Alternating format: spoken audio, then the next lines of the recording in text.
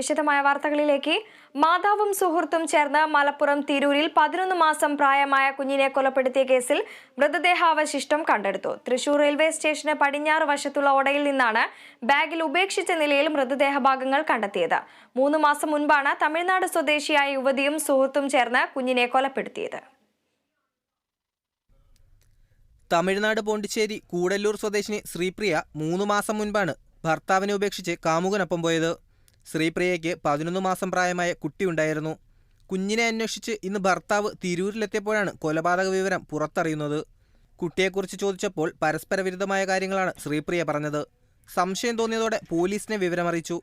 പോലീസിന്റെ ചോദ്യം ചെയ്യലിൽ കുട്ടിയെ കാമുകരും ബന്ധുക്കളും ചേർന്ന് കൊലപ്പെടുത്തി മൃതദേഹം തൃശൂർ റെയിൽവേ സ്റ്റേഷന് സമീപം ഉപേക്ഷിച്ചെന്നായിരുന്നു യുവതിയുടെ മൊഴി.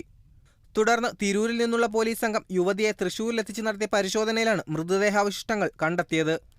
തൃശൂർ റെയിൽവേ സ്റ്റേഷന്റെ പുറകുവശത്തെ പ്രവേശന കവാടത്തിന് സമീപമുള്ള ഓടയിൽ നിന്നാണ് മൃതദേഹാവശിഷ്ടങ്ങൾ ലഭിച്ചത്.